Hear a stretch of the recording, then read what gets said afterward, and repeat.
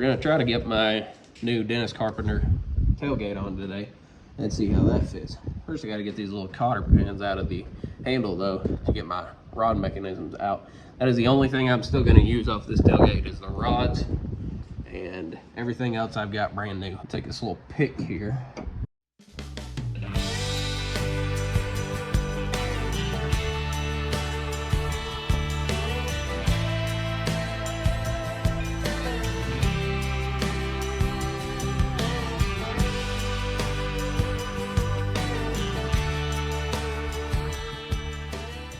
Hey, there we go. We got it off. But I refuse to spend, like, I don't even remember how expensive these things are, but very expensive when mine work just fine. And you're never gonna see them anyway because they're inside the tailgate. I mean, you see them on the edge, but still, mine look fine. I really don't want to dirty up and scratch up my really nice chrome handle, and it should probably come off for paint anyway. So really, why do we need to put it on? Well, we can just slide these up inside of it and mount it like that. Got one side slid in, passenger side slid in. By the way, for anyone wondering, I mentioned about not having my construction job anymore. I got accepted for a rural carrier associate at the United States Postal Service. So I'm gonna be a mailman now. Actually kind of excited about it. Pretty good money, like $20 an hour, I think, 20 something dollars an hour. So yeah, I'm excited for that because this thing is breaking me into pieces, breaking my bank account into pieces anyway. I had to take this little striker off. Luckily these 1,000-year-old rusty 4-way screws, one of them came loose. There's that. This shows what kind of condition my original bed was in. My original tub. That is why I had to have a new tub built, because my tub was absolute scrap metal, as we call it in my country. Well, I had to wait on my dad to show up and help me hang this, because it's very hard to hang a tailgate by yourself. But those lines look pretty dang good. I'm actually really impressed with Dennis Carpenter tailgates. I mean, the gap on each side is perfect. The body lines line up correctly, sitting perfectly flush like it should, flush to the top. And I mean, I just used old hinges and threw it on there and kind of moved them around a little bit. We had to move those strikers up top a little bit, but shoot, it just fit right together like nothing. So, very happy with that. But now I got to get wheels and tires on this thing tomorrow, and I'm going to, we're going to push it outside. Try to get a topper on it, that way we can correct that windshield frame being out. So I'm just buttoning up the last of the front end. Put my Rancho shocks on here. Tripped over my inner fender. Put my Rancho shocks on here. And I still got to take this core support back off and re-weld this. I'm looking forward to that, or finish welding that. Don't want to do it really, but gonna have to be done. But our next step, like I said, is getting a hard top on this thing. Well, here's the first time that this thing has been on its own suspension on wheels and tires in over a year. Whole frame rebuilt, new shock hangers, leaf spring hangers, new leaf springs, new coil spring buckets, new shocks, every single thing on this thing. Full front suspension. I mean, every inch of this frame has been completely redone. And this is the first time it's been on wheels and tires since I drove it.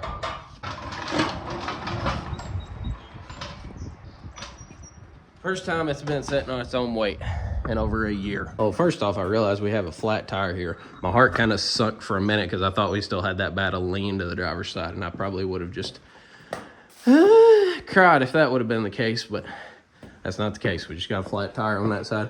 Probably got one on this side back here too. Yeah, it's a little low on this side too. Need to pump those tires up, that way we can get it setting correctly. But this thing's ready to roll out of the building and get a hard top on it. This is a big accomplishment in the life of Grover.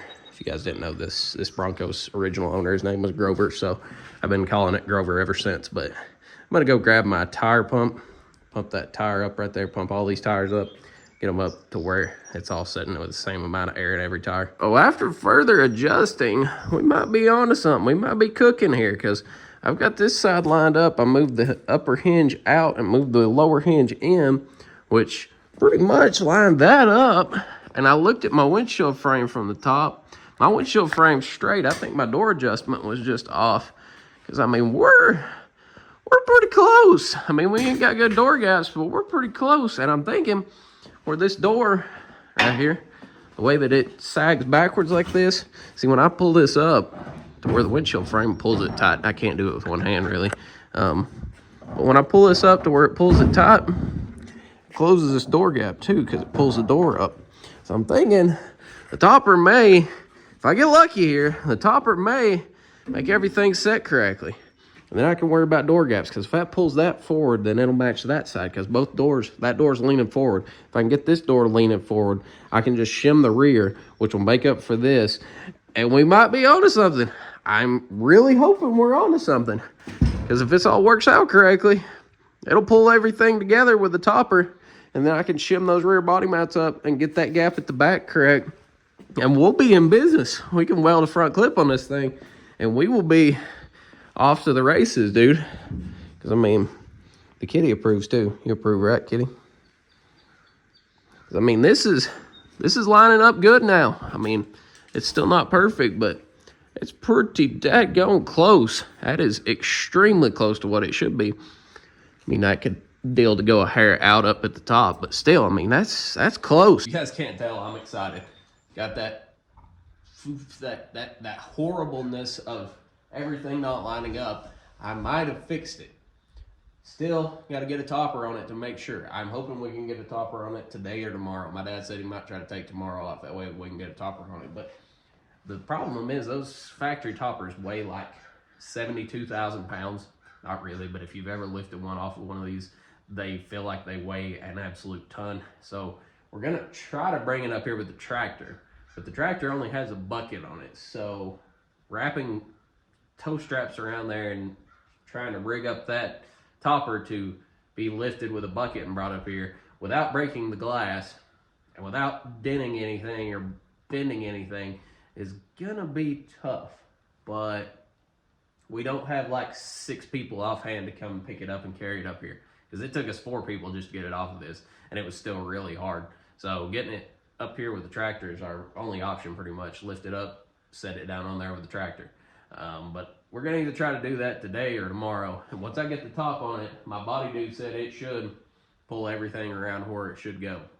And like I said, somebody in the Bronco page told me to climb up on the cross member, the tunnel right there, and make sure that my windshield frame looks straight. And it looks straight as an arrow. So I think I've been overcomplicating everything. The only thing I'm still worried about is the driver's side fender is still not setting correctly. The driver's side fender will not go in at the rocker right there. I guess I could take a piece of the fender out and then roll that back to look factory and make it fit in there correctly. That's probably the best option that I could do right there, is just slice that lip of the fender and, you know, cock it forward just a little bit and re-roll that edge to make it look factory. Because that rocker, where it meets the fender, it just will not go in there. And I don't know if that's a fender issue or if that's my rocker issue. My rockers are factory, so I'm guessing it's a fender fitment issue. I'm not going to blame Tom's though, because, you know, these fenders always need work. But I did fit these fenders the other day. I didn't get a video of it. I was in a rush and doing all kinds of stuff and got carried away and went to my sandblasting dude to ask him questions about how everything fit together. And I didn't get a video of it, but I put the whole front clip together. I had both front fenders on here. I had the grill on here. I didn't have the hood on, but everything else I had on. And my grill actually fits extremely well to those front Tom's off-road fenders. So I don't know if Tom's makes these. They just sold them to me. I'm sure Dennis Carpenter maybe made them because they made the tailgate off of them. But either way, those front fenders, the fitment to the grill is actually really good. I'm very impressed with how those fit to the grill, because the biggest thing I was scared of was having to slice that little, you know, mound at the top that matches the top of the grill, having to slice that and like readjust it to match the grill. That's scary to me, because I don't want to mess up like $200 fenders. Next video, I'll get a video of us putting the topper on it, all that good stuff. But I'll show you a little walk around of everything now that we've actually got this thing setting like it should. We got factory 302, still the original 302. I replaced valve cover gaskets, valve covers, intake gasket, intake carb, put shorty headers on it, and That's basically the entire thing. This motor only has 40,000 original miles. When we fired it up, it had 60 PSI oil pressure. Not really worried about that motor not running correct. It's running good. We've got 3.5 inch. They are Wild Horses springs. The only reason I use Wild Horses springs is because they're red. Tom's Off-Road sponsored me some parts, so that's why I'm saying that. I don't know if they have beef with each other or not. Rancho shocks. They're just 4-inch Rancho shocks, nothing special. Didn't do this is not an over-the-top build of, you know, insane $100,000 Bronco. This is me in my garage, and I'm 27 years old. I don't even know how old I am. 27 years old, so I'm doing the best I can. I just want a Bronco I can drive. I don't want, I mean, it'd be cool to have a $100,000 Bronco, but then I'd be scared to drive it all the time. Original doors. Still got to do fixing some rust on these. They're not too bad. This this passenger side one only has like these little spots right here. And honestly, you could probably just do some Bondo. That's not even really rust. That's just like the beginning of rust. You could probably just body fill that and it'd be okay. It does have a little right here that'll have to be fixed, but that's not too bad for these to be factory doors. And for my Bronco to have been an absolute rotten mess, I am so thankful that these bottoms of the doors are okay. Like, that's not that bad. But moving on, we have Tom's Off-Road 11 leaf pack in the rear, so that eliminates blocks, and the same Rancho shocks back here.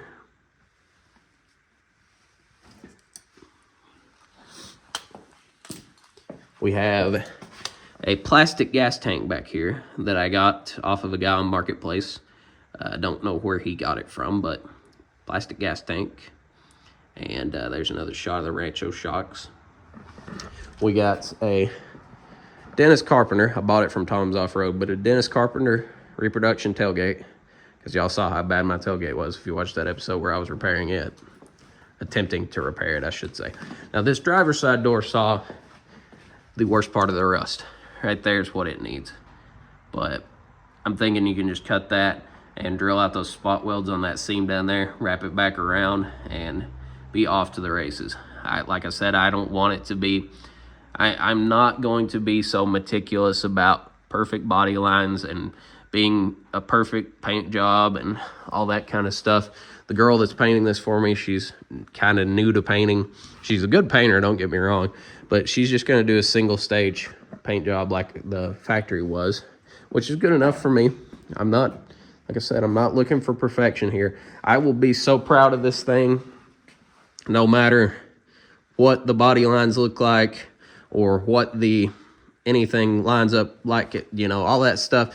Like, I've fooled with these 70s Fords. I've had these 70s Fords since I was 15 years old. My grandma bought me a 77 F100 off of my cousin when he passed away. Bought it off of his wife when he passed away. And that was my first truck I ever had. 289 automatic C4, I think. C4 or C6. And had Mustang seats in the front of it that he had swapped in, a homemade center console. And the thing was more Bondo than it was actual steel. Not a good truck. Never did leave me stranded or anything, but I didn't drive it that much either. I just kind of learned to drive in it, and it set for more than I actually drove it. But, you know, I've had at least 13, 14 of these, the 70s Ford trucks, 73 to 79 Ford trucks since then. And my dad had one of these when I was a kid. I said this in another video. He had one of these when I was first born. It was a 74, I think he said, and it was perfect shape. He swapped in a high output 302 into it, and he unfortunately sold it because I came around for $4,500 in 1998, 99, something like that. So very unfortunate. So here I am 20 years later, you know, putting way more than $4,500 in one. But I say all that to say I've always wanted one, and when I bought this thing, he told me, you're on your own. That thing's a pile of shit, and you're on your own. So I've just been YouTubing and Bronco page asking and Bronco foruming and doing every bit of research I can to get to this point over the course of a year. And a lot of people will just look at it and say, well, your body lines are bad and you've got dents or you've got stuff you gotta fix and this is wrong and that's wrong. And I'm all open to, you know, some criticism, but I'll be proud of the thing regardless, because I started from nothing. I mean, I had a original rust bucket. Everything I needed to fix this thing was there. I had the frame, the topper, the doors, the hood. I mean, the whole Bronco itself was there. All the chrome was there, all the hubcaps, every single thing was there, but every single thing was rotten to the core. As bad as you can imagine with rust is how bad this thing was. So I just cut the whole body off of it and started from scratch with a frame that needed the whole rear from the gas tank back patched and replaced. It needed all new gas tank, fuel lines, brake lines, all the brakes. The axle's gone through. I had new bearings put on the axle shafts. It was a shop in town did that for me. I mean, as much as you can imagine, there's nothing on this thing that's untouched. Yes, I used some original bolts. Yes, I used some original parts. Yes, I used some original hardware some people might not have used. But this thing is still had nothing untouched by me in the last year. So I'm very, very happy to have gotten to this point. And I will be extremely proud of this thing when I'm done. Because, like I said, I mean, I didn't really know a lot of this stuff. I'd never made brake lines before. I'd never ran fuel lines before. I had never done body stuff, fixing rust, cutting out rust, replacing it. Lining these body lines up is all new to me. And retapping holes that are 50 years old. Never done that before. I replaced the water pump and then I didn't seal it properly. I left a bolt out of the water pump. It didn't seal properly. So then when we fired it up, it just squirted coolant out like crazy. So I had to redo all that. You saw that in one of the videos. If you saw it, I had to take the whole water pump back off, scrape off all that gasket maker, replace it with a new gasket maker, put in all the bolts back in, tighten it back up. And we haven't fired it again, but I really hope it's not leaking coolant again. I had to build this core support, mount my core support brackets, and then line them up and weld them in place. I mean, everything. I hadn't even welded till I got this thing. I had never welded before, so I had to learn how to weld. And I mean, my welds don't look good, but they hold and they penetrate good. So I mean, this thing is just. I'm proud of where I'm at right here. It's close. I still gotta, once I get this topper on, gotta line everything up, mount the front inner fenders to where they'll hang the fenders correctly and set correctly. But I mean, we're close to having a fully from the ground up restored 1972 Ford Bronco, and I'm happy about it. So hopefully y'all have enjoyed my little ramble here if you listened to me the whole time. But yeah, I think this video is already getting up to the like 20-minute mark, so I'm gonna end it here. But hopefully in the next video, we'll get a topper on this thing and see how everything lines up. But thank you guys for watching, if you have watched this whole video, and I'll talk to you guys in the next one.